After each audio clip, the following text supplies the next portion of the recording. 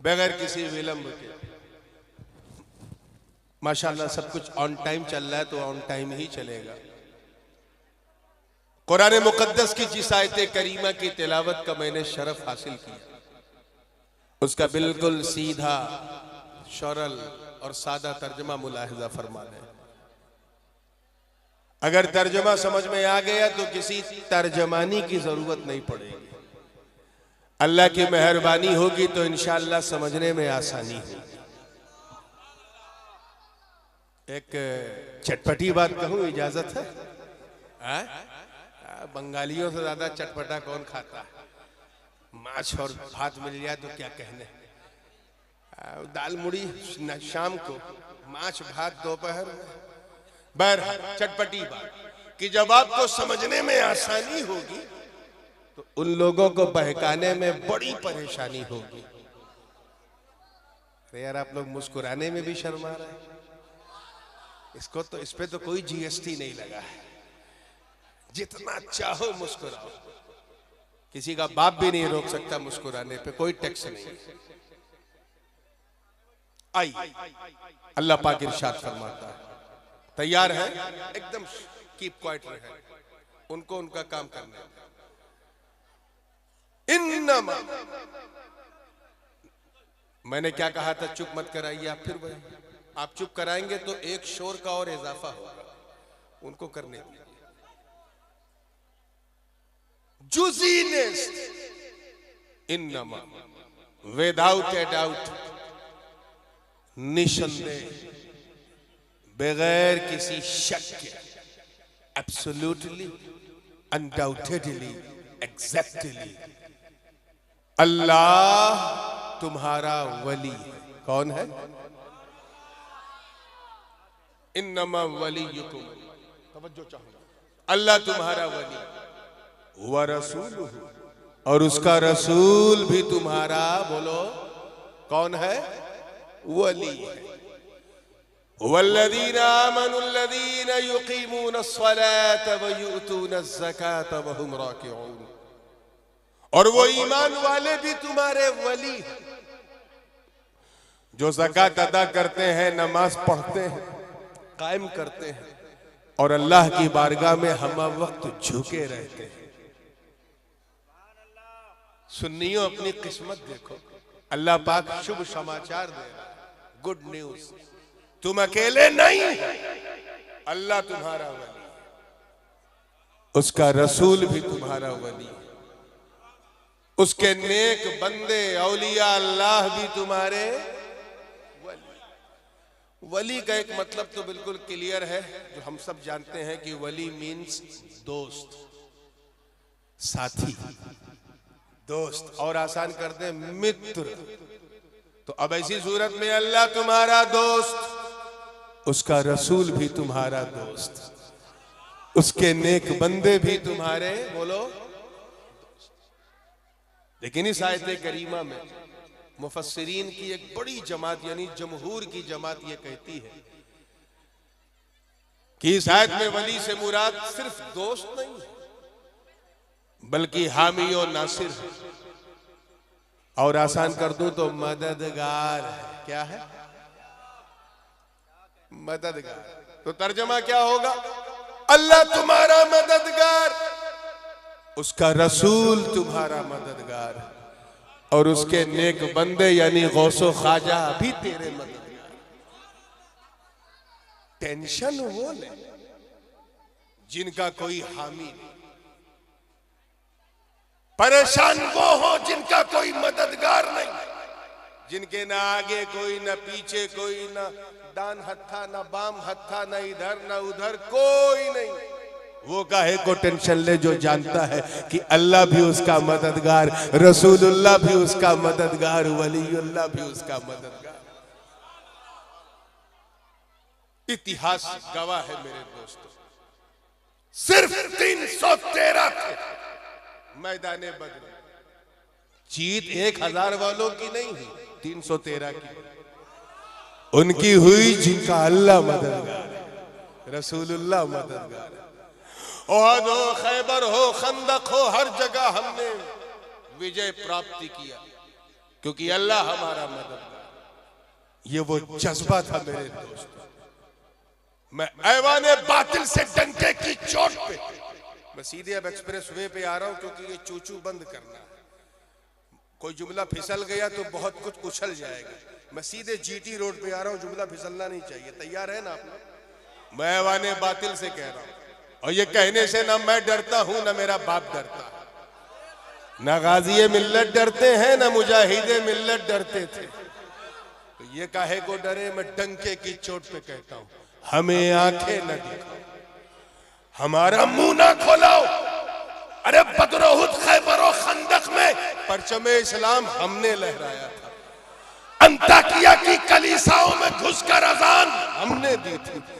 हम ही ने, हमारे ही तसव्वुर से कैसर और किसरा के ऐवानों में जलजले आ गए थे। हमारा ही नाम सुनकर रुस्तम और सोहराब का कलेजा थरथराता था। हम ही वो थे कि दरिया की बहती रवानी को सिर्फ एक खत, तवज्जो चाहूंगा, एक खत लिख दिया तो रवानी का मिजाज बदल गया। अरे याद रखना, हम चाहे 313 चाहे 300, हमारी अदद न देख, अकलियत न देख, ये देख कि तेरे साथ कौन है, मेरे साथ कौन है। अरे सुन, अगर तेरे साथ तलवार है तलवार, तो हमारे साथ किरदार है किरदार। तकबीर, नारे रिसालत, ख्वाजा का हिंदुस्तान, ख्वाजा का हिंदुस्तान, नारे तकबीर। आइए बहुत तेजी के साथ, मैं किसी तफसील में गए बगैर थोड़ा सा मैं मोटिवेट भी करना चाह रहा हूँ। और मैं जानता हूँ कि सोशल मीडिया के थ्रू अमेरिका से लेके अफ्रीका तक ये पहुंच जाएगा। आई डोंट केयर, मैं पहुंचाना चाहता हूँ। तवज्जो के साथ तैयार हैं आप लोग? बिल्कुल हौसले के साथ सुनना है। मुंह ना खुलवाए होते तो हम चुप रहते, तुमने बुलवाया है तो सुनो। इतिहास साक्षी है मेरे दोस्त कि जब तक, तवज्जो चाहूंगा, जब तक मेरे नबी का पावन पवित्र चरण इस धरती पे नहीं पड़ा था, आतंकवाद अपने चरम पे था। ये हमें आतंकवादी कहते हैं कि एनआरसी इसलिए जरूरी है क्योंकि लॉ एंड ऑर्डर ठीक रखना है, भारत की संपूर्णता और भारत की सहिष्णुता के लिए जरूरी है। तो सुनो, आतंकवाद पहले थे, बड़े बड़े आतंकवादी थे। आज हमारी बहनों के बड़े अच्छे दिन है ना। हुजूर के मीलाद से पहले सबसे बुरा दिन इन्हीं का था, इसीलिए तो बहनों ने मोर्चा संभाल लिया शाहीन बाग में। सबसे बुरा दिन इनका था। किसी औरत का पति गुजर जाए तो उसे अभागन कहते थे। अभागन अछूत से बदतर समझते थे, कोई समाज उसे एक्सेप्ट नहीं करता था। और किसी के घर अगर बच्ची पैदा हो जाए तो उस नवजात कन्या को जिंदा दफना देते थे, और ये कह के दफनाते थे कि न किसी काम की न काज की, पराया धन मार दो न रहे बांस न बजे बांसुरी। कितने बड़े आतंकवादी थे यार। हम तो उस खस्सी को नहीं काट पाते अपने हाथ से जिसे 10-20 दिन रोटी खिला दे। ये अपनी नवजात कन्या को दफना देते थे। फिर वो चाहे अबू जहली टेररिज्म हो, अबू लहबी टेररिज्म हो, अतबा का टेररिज्म हो या शैबा का टेररिज्म हो, मुझे कहने दो कि जब तक नबी ने कदम नहीं रखा, औरतों को अभागन कहते थे, अभागन। लेकिन नबी ने कदम रखा, औरतों के अच्छे दिन आ गए, ऐसे दिन कि कदम रखा और खतीजतुल कुबरा से शादी की तो अभागन को भी सुहागन का दर्जा मिल गया। लड़कियों को जिंदा दफनाते थे, मैं आ रहा हूं, जिंदा दफनाते थे। हुजूर ने कदम रखा, तवज्जो है, कदम रखा तो जिंदा दफनाना बंद। जाके देख लो, कब्रिस्तान है मगर दफनाना बंद। अब अगला जुमला दिल थाम के सुनिएगा।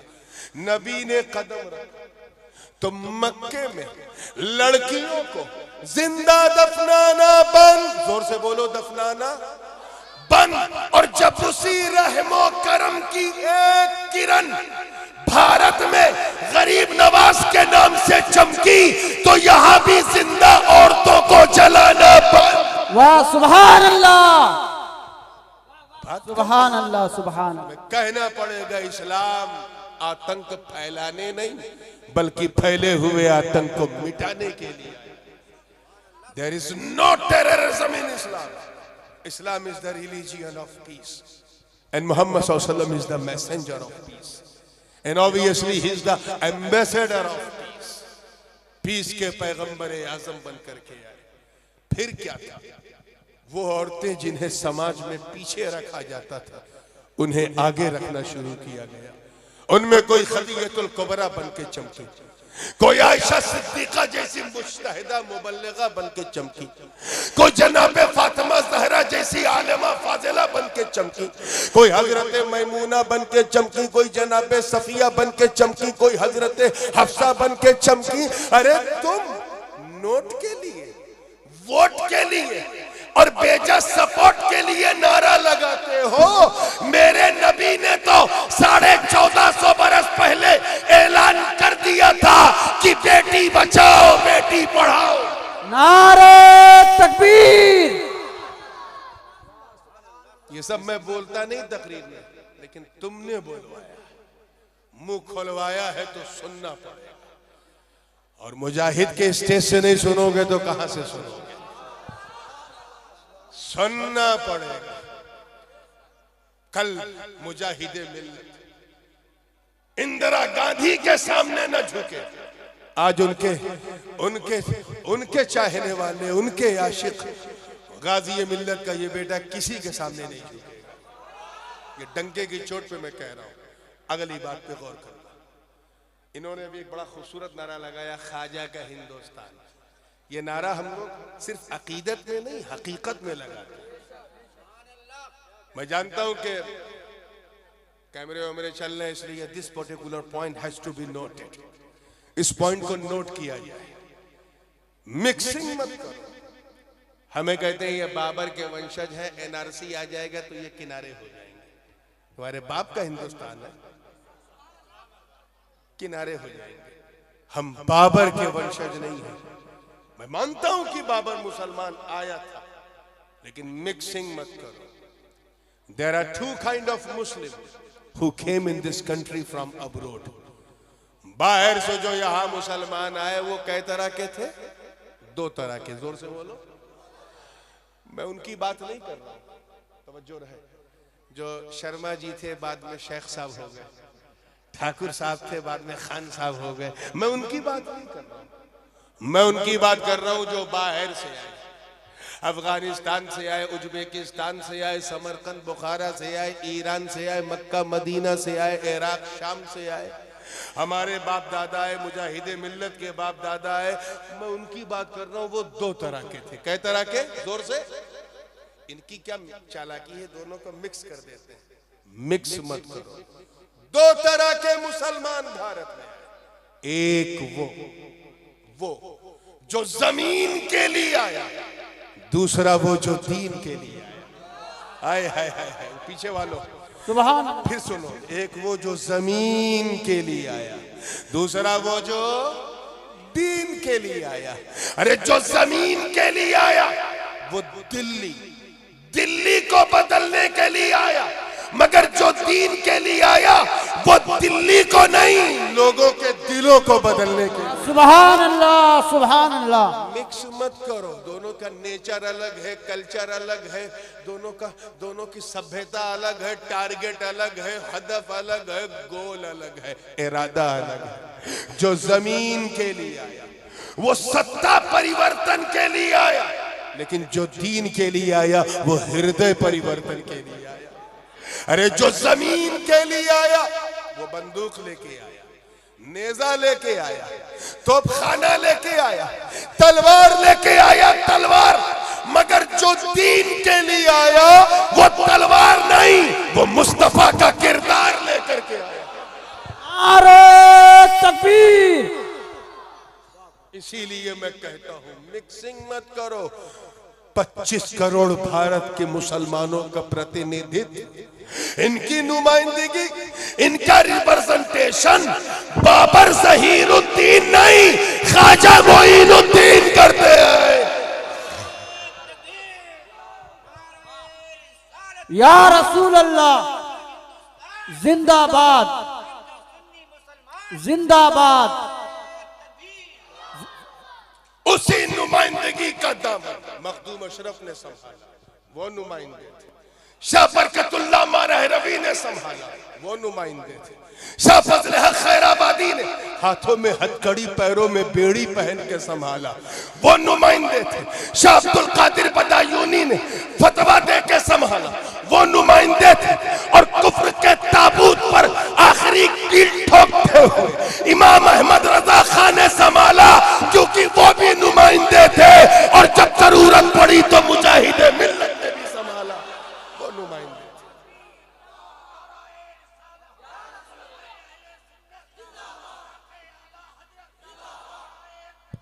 अल्लाहु अकबर। ये जश्न हबीबे रहमान है, जिस पर अल्लाह का एहसान है, जो चलता फिरता बोलता कुरान है, जो इमाम अहमद रजा का फैजान है, वो जिस पर जो नजरे अशरफ सिमनान है, जो फखरे ख्वाजे हिंदुस्तान है। अरे उड़ीसा के कुर्ब में बसने वाले बंगालियों, सिर्फ कुर्बत का फैज देख सूबा बदल गया, मगर हिम्मत नहीं चेंज। इसीलिए तो मैं कहता हूं कि आने वाले आते, जाने वाले जाते, मगर ऐ मुजाहिदे मिल्लत, आपके मुजाहिदाना किरदार को सलाम, आपकी खाकसाराना जमात को सलाम। आप कल भी जिंदा, आज भी जिंदा, सुबह कयामत में भी जिंदा। अरे आप थाम नगर में भी जिंदा हो और सुन्नियों के दिलों में भी जिंदा हो।